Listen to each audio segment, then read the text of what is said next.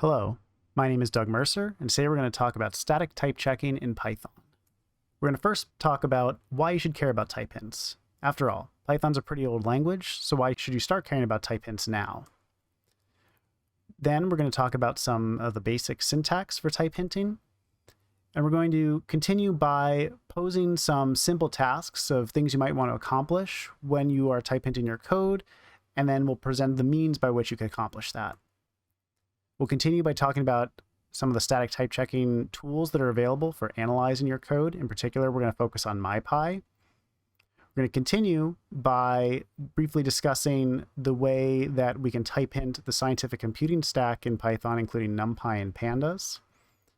And finally, we're going to do a deep dive into how do static type checkers more specifically infer the types of your code and variables by using the logic present in the code. So why should you care about type hints? First, I believe that they improve code clarity. Python can be a bit of a type desert, where you can be deep inside of code that's using lots of third-party libraries or other classes from your code itself, and it can be very hard to figure out what type of object a variable is, what methods it has, and how it interacts with other objects and methods in your code base. Second, and probably most concretely, you'll generally have fewer bugs when you're using type hinted code because you can perform static analysis. This allows type errors to be caught before even running your code. So how does type hinting improve code clarity? Let's consider this function impute that accepts three arguments, x, method, and safe. Without looking at the implementation, what are valid values for these arguments? I argue that type hints convey lots of useful information. I know we haven't gotten into the syntax of type hinting yet, so allow me to kind of translate a bit. But what we see here from this input argument signature, we see that x accepts a list of integers and nuns. Method is a string. And as someone who's familiar with the Python language and how functions generally work, maybe method is a string that perhaps indicates which algorithm this impute function is going to use to impute values. And third, safe is a Boolean. Perhaps this is some sort of flag which enables or disables some feature, like a safety check. So are type hints doc strings? Because after all, we can get all this information from a doc string. Here's a NumPy compliant doc string where we've got a description of what the function does, a list of parameters that includes a description of their types, and we even get the return statement which says, oh, this is a list of integers, and specifically none values that were present in the input x are replaced with some imputed values. So that tells us all the information that the type hints told us and more, right? So are doc strings better? Do they make type hinting obsolete? Well, no. Type hints are more than doc strings because they can be programmatically analyzed. Let's suppose we've got a code base that has two functions, impute and moving average. Here, x is a list of integers and none values. We're calling back to impute. This would be valid input for the x argument for impute. But in this code here, we see that moving average accepts only a list of integers, not a list of integers or none values.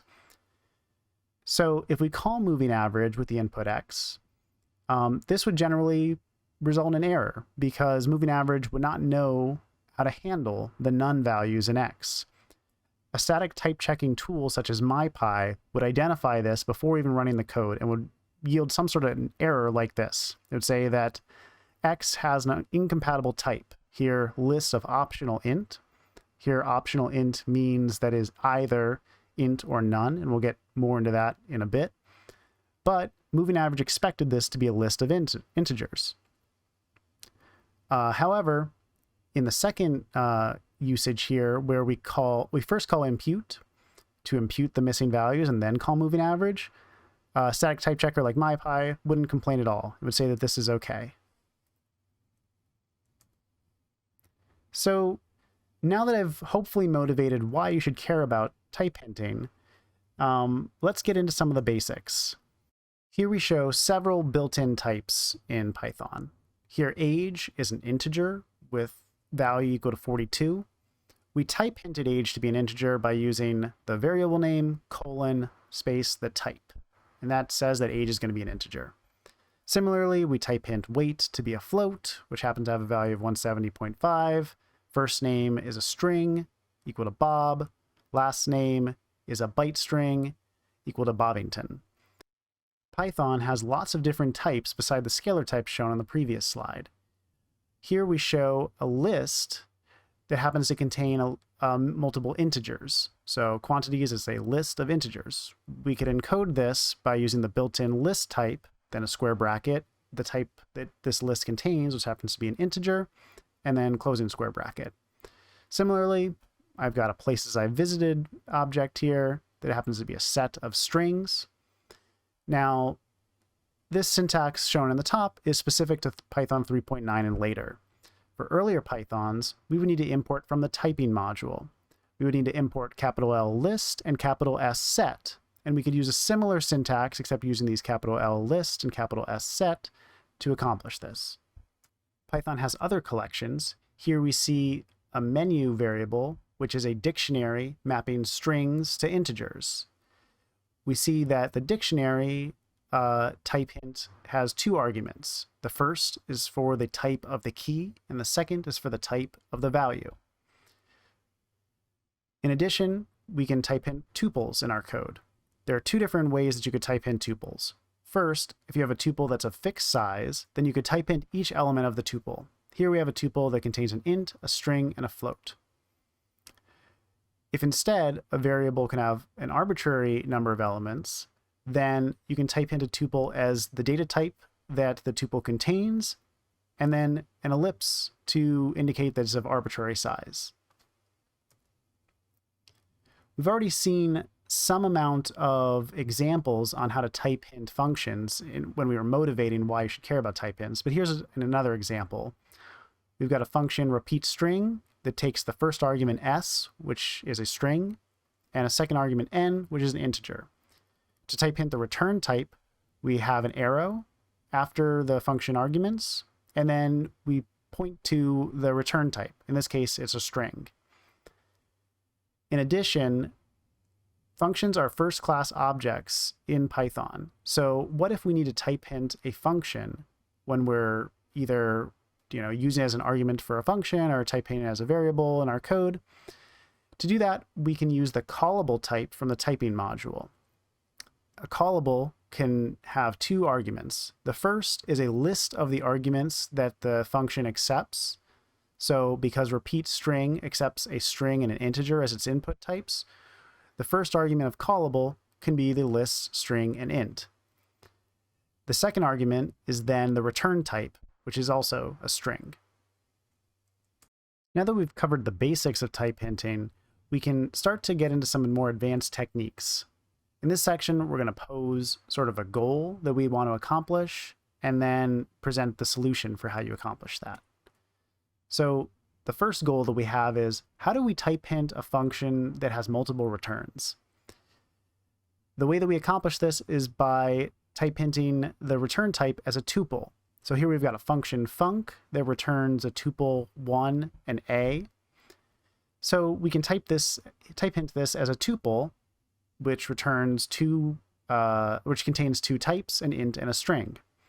And this is saner than you might think. If you print the result of a function, you get a tuple. If you check that the return type of a function is a tuple, it'll return true.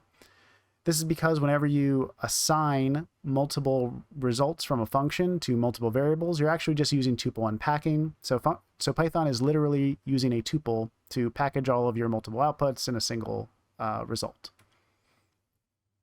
The next question you might have is, as you're working through type hinting your code, it's becoming quite confusing. What is the type of a variable at a particular point in your code? Or if you're working with a code base that happens to have lots of type hints, but you're generally unfamiliar with, how can you figure out what is going on in the code without having to run it, just by doing static analysis?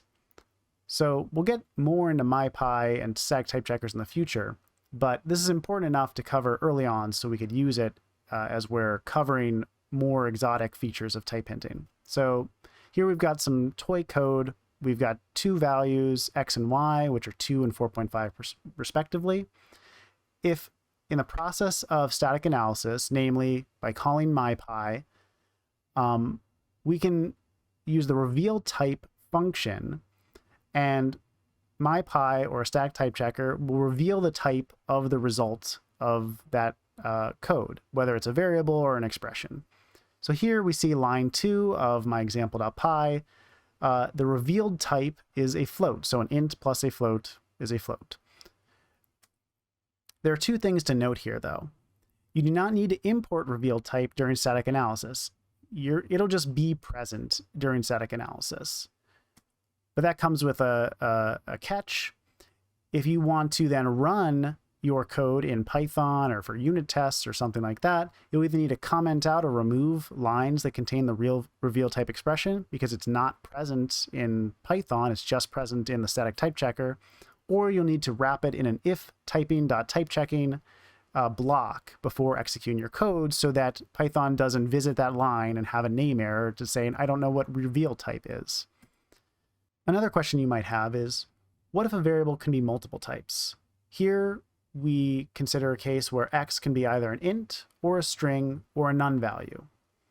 On the first example here, for Python versions later than or including 3.10, we can use this pipe notation to indicate that x is an int or a string or a none. For earlier Pythons, we would need to use the union type from the typing module. When using that, we could type in x to be a union of square bracket int, comma string, comma none, to represent the same thing. Finally, if there's a special case where a variable is either something or none, you can use the optional type from the typing module. Another question you might have is, what if a variable can be anything or is difficult to type? So there is the any type, which is an unconstrained type in the typing module. Every type is compatible with any, and any is compatible with every type. So this means that it really is just a wild card. It works in every possible situation. For that reason, it should be used very sparingly because you don't really gain much insight by using any as the type for a variable. It should also be noted that if you don't type hint something, the input argument or the output argument of my function is unspecified, then it will be assumed to be any. Another question, what if a variable should only take on a small number of literal values? So this is common when, for example, you are defining a function like this, where you open a file and you have some mode, which is a string that indicates what behavior should occur here. This mode is a finite list of strings to indicate, open and read binary, write or write binary. You can accomplish this using the literal type from the typing module. Another question you might have is, how can I define a type once and use it many times? This can be accomplished by using type aliases. The syntax for a type alias is generally just define some type, here a list of floats, and assign it to a variable, here capital V vector. Generally, we prefer to use capital letters for type aliases so that we don't confuse them for actual data variables that contain the actual list of floats. You also don't need to type hint a vector or import type alias from the typing module if you just want to use the type alias in your code, but here we're saying that vector is a type alias. But once we've done this, we can reuse this vector type alias in our code. So we've got this awful vector add function, which takes two arguments, u and v, both of which are vectors, and returns another vector. Now, this next question is probably one of my favorite things in the typing system in Python. And it's because Python is a very dynamic language. We generally use duck typing, said another way, if it quacks like a duck, it's a duck, to implement very powerful behavior in our code. So before the thing I'm talking about next was added to the Python type hinting ecosystem, type hinting felt very restrictive. But with the addition of the protocol type hinting became much more expressive and natural in the Python ecosystem. So that's why it's probably my favorite part of the type hinting ecosystem. So what is a protocol type? we import it from the typing module, and we can define some behavior that an object must implement. And if it implements that, then we could expect that object to behave in a sane way inside of a function that expects that an object that implements that protocol. So here we define our own protocol called appendable. We define a class and we subclass protocol, and we document any class members or methods that this object must implement in order to satisfy that protocol. Here we require just a particular method called append, where we accept an input argument x and we return none. So if I define that, then I can implement some function that expects some object to be appendable, and then static type checkers like MyPy will be able to reason about whether an object that I pass into that function is valid or not. So here I pass in a list into appendall and a set into appendall. The first case, list, is going to be okay because list supports the append method.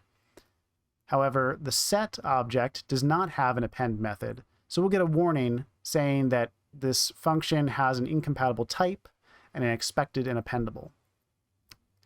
We could have some other object that implements append and be able to plug it in here without having to exhaustively document what sort of objects by name implement append. We can just say it must be appendable. Because protocols are a relatively new addition to Python, in order to support older versions of Python, the protocol class has been added to the typing extensions module that can be installed from PyPy. Now, if you want to use protocol in code that supports both older Pythons and newer Pythons, you might need to conditionally import protocol from either typing or typing extensions, unless you just want to always import from typing extensions. But if you do want to conditionally import, sometimes from typing if you're in a newer version of Python, and sometimes from typing extensions if a person is using an older version of Python, then this is how I would recommend accomplishing this. You could use import sys to get the version info with which you can infer the version of Python that you're using at runtime, and then you could use this if-else block to import Python from the right version. If you try to use try and except, you'll generally get an error here when you do static analysis. Then in your setup.config file, you can only install typing extensions if Python version is less than 3.8 using something like this in your setup.config file. Jumping back into other features of type hinting, something that you might try to accomplish is, what if I have a method that returns the class that I'm currently in the process of defining? So here I've got class A, which has method f that I want to return some other instance of my class A. These are two valid syntaxes for accomplishing this. If you were to just use, class of A, def f, self return A without the quotes, you'd basically have a circular import where you're in the process of defining A, but yet you're returning that object from the function, and type hinters and Python would get a little confused. So the usual way of resolving this is to wrap your class name in a string. So here we're using quote A end quote. Alternatively, in future versions of Python, presumably Python 3.11 and later, but not yet confirmed, you'll be able to eventually just use the class name itself. This is going to rely on a PEP being added to the language. And for now, if you do want to get that behavior, you could use from future import annotations, and that'll work just fine. You'll be able to use the class name explicitly without having to wrap it in quotes. So far, we've covered relatively straightforward functions and methods. However, it's possible that the return type of your function can depend on the types passed in at input. So how can we achieve that behavior in a type-hinted piece of Python code? The way we accomplish this is through the @overload decorator. So let's motivate this with a particular function, maybe round. It accepts two arguments, a float and a bool. If the second argument, the boolean, is true, then we will round the float to be integer. Otherwise, if round is false, we will not round the float and we'll just let it be a float. So If round is true, we want to return integer, and if round is false, we're going to return a float. So how do we accomplish this? Using the add overload decorator, we can enumerate all possible input signatures and their result types ahead of our function definition. From the Python perspective, it looks like we're just overwriting our function. We define maybe round once, we define it again, so we define it a third time. From Python's perspective, it'll just use the third definition and it won't care about the other two. It'll be as if they never existed. However, a static type checker like MyPy will be able to parse this information and understand that we've specified two alternate signatures, and then finally have the overall real signature of the function. It could use those different signatures that we specified ahead of time to know what happens when we receive certain inputs of certain types. So if we pass 0.5 and true to maybe round, a static type checker like MyPy is able to infer that this is going to be an integer. Otherwise, if we pass round as false, it will correctly infer that the result is going to be a float. In the same vein, what if we want to have what should be a relatively simple behavior? I want to have some function that, given the input type, it always returns the same type as output. You might originally think that we've already seen this before. The union type from the typing module, or the syntax of piping multiple types together, would accomplish this. But we'll find that it doesn't. So let's consider two different ways of accomplishing this. One that you're learning about now for the first time, a type var, and the second, the union type. So let's say in both of these cases, the object can either be an int, a float, a list of integers, or a list of floats. And we define t and u here, the top one t being a type var, and the bottom one u being a union type. Let's define two functions, f and g, which are equivalent, except f uses a type var and g uses the union type. So now, what happens if we pass in different objects to these functions f and g? What does a static type checker such as MyPy think the result type is? So for f, we get the correct behavior. If we pass in the integer 1, we know that this is going to return an integer. If we pass in 1.5, we know we're going to get a float. If we pass in the list of 1, we know we're going to get a list of integers. Now, notice that for each input for g, we have the same return type. We get a union of int, float, list int, or list float. The reason this is the case is because the union type just says the result is going to be one of these types. It doesn't correlate that it should match the input type. And that's why type vars should be used in this case, because it binds t to be a particular type when you call the function. And then it could use that bound type as the return type when you return from the function. And MyPy and other type checkers will be able to track that from the function input to function output. And finally, this is probably the most exotic thing I'm going to cover in this talk, but one way of posing this next question is, how can I make a container which supports multiple input types? Another question you might have that's related is, earlier on this talk, all the built-in containers had these square bracket, some other, containered type in their definition, for example, a list of integers. So what was the deal with that? So this comes down to the concept called generic types in the typing ecosystem. And we're going to use type vars and generics to define this sort of parameterized container.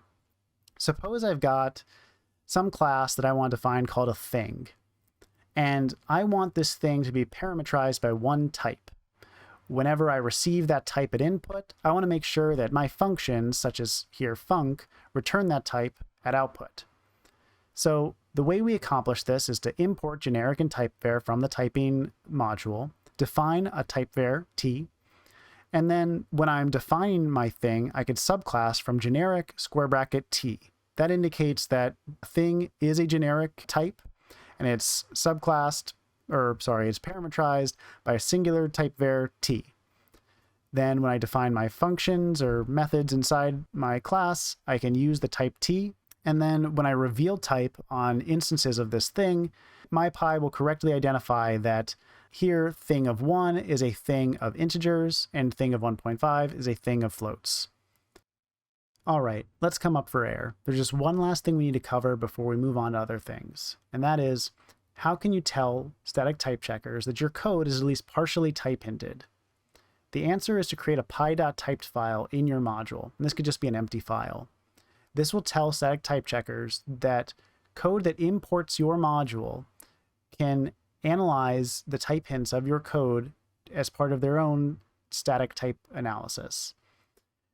This is only necessary if other libraries are importing your code and using it as a dependency.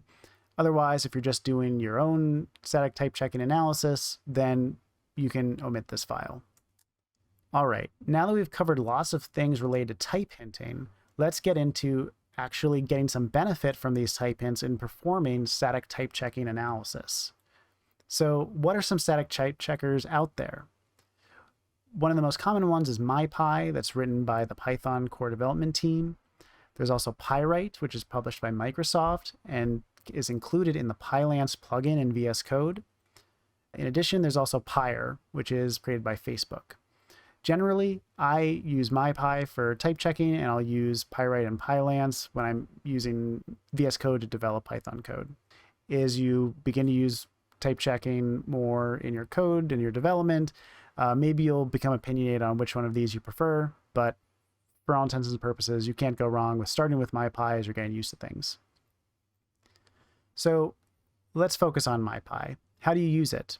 We actually saw this on an earlier slide, but you can call MyPy from the command line, and just by using the syntax MyPy space dot, that'll run MyPy on all .py files in any subdirectory of your current directory. That's not to say that MyPy is totally plug and play. There are lots of configuration arguments that you can specify to hone in on what specific errors you care about and what things you don't care about. So inside your setup.config file, you can put lots of config flags here to say, for example, you want to disallow untyped definitions, which would throw a error if you have a function that isn't type hinted, for example. You'll need to refer to the MyPy documentation to get an exhaustive description of what each of these flags do. Generally, I find a few useful. First, allow redefinition equal to true. That's useful if you want to be able to have a variable x that's initially, say, an integer, and then assign a string to it later. As long as you're using the appropriate type at the appropriate time in your code, allowed redefinition won't throw an error there. But if allow redefinition is false, you will receive an error saying that you've redefined the type of this variable. In addition, I find that ignore missing imports is true because not all modules that you might want to use have excellent type hints. So you might not want to basically be blamed for using code that isn't as very well type hinted. Finally, I find that the show error codes equal to true is a very useful flag to set. It'll make it easier to ignore particular warnings on particular lines of your code because you'll know what code to filter by when you are ignoring errors. So let's see what that looks like here. Here I've got some totally junk code.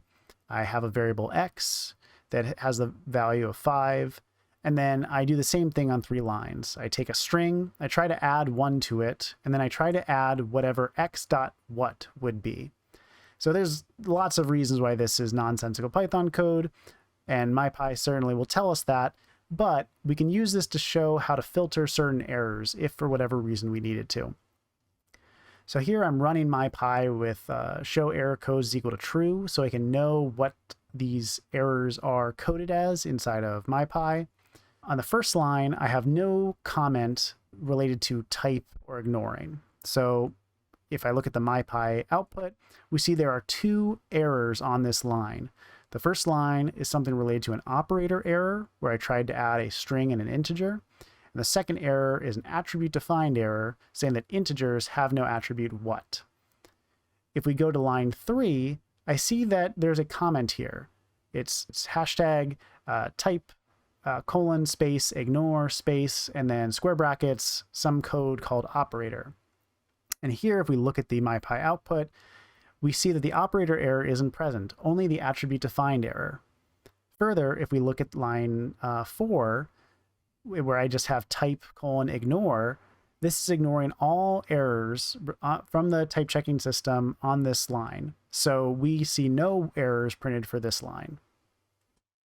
Another way that you could filter errors that you care about sometimes, but not all the time, is to use module level configuration. So here, my general configuration for MyPy is to disallow untyped definitions and ignore missing imports. These are true in both cases. However, say I want to allow untyped definitions in all modules that are within the foo module.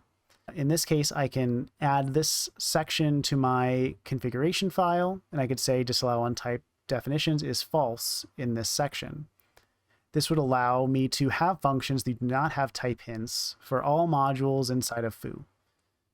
Similarly, if I want to allow missing imports inside of the bar module, I could have a section for that and set it to false there. In this next section, we'll talk about how we can type in scientific computing code that uses pandas and numpy. Generally, I pip install pandas-stubs. This exposes some really high quality community developed type hints for the pandas library, but we're still limited to only type hinting the general container of the objects that we're working with, such as a data frame, a series, or an index. You can't specify the size or the data type of the content. If you do want to get more granular, I haven't used this library, but I did stumble across it. There is a library called Pandera, which is designed around runtime checking of data frames. And there's the MyPy extras for this module that allows for the static type checking of pandas data frames. So please let me know if that works well for you, because I haven't tried it yet, but it looks pretty interesting. In addition to that, you can type hint NumPy code to some extent. It does ship with type hints in the NumPy module, but I generally just type hint that something is an numpy.nd array. The reason for that is you cannot currently specify the shape of an array, although this might be changing with the acceptance of PEP 646. And you could refer to this issue on the NumPy issue tracker to see sort of where that's moving. But you can currently specify an array's data type. However, I find the syntax really clumsy, so I just don't do it. So on the bottom here, I show two different ways of type hinting an array to be of integer type.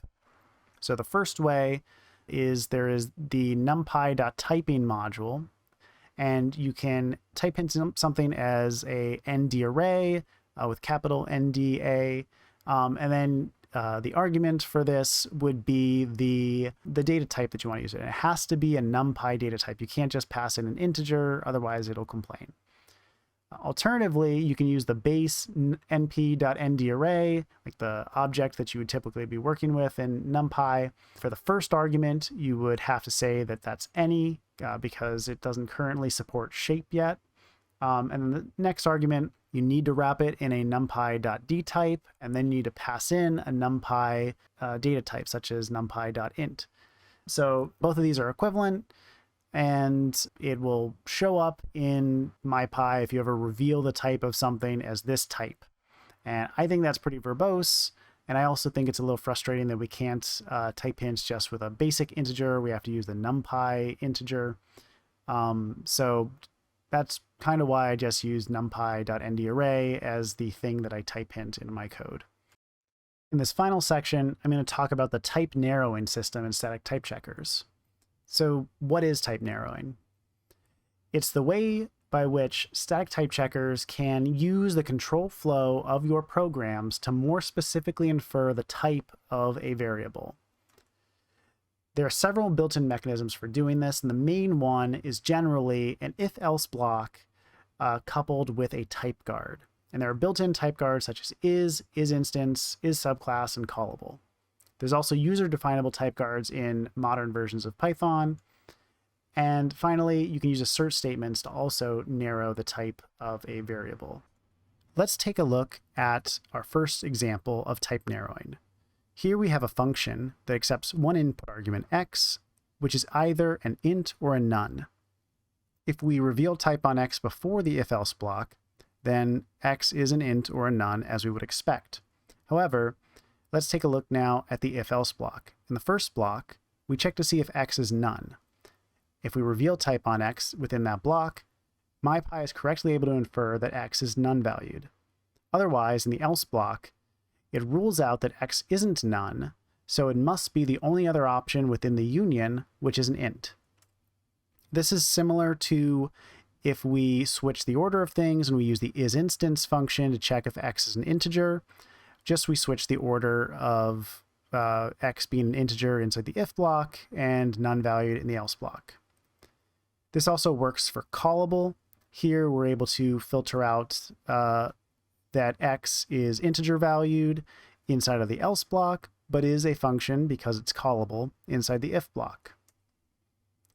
Now, in modern versions of Python, namely Python 3.10 and later, there is a type inside the typing module called typeguard.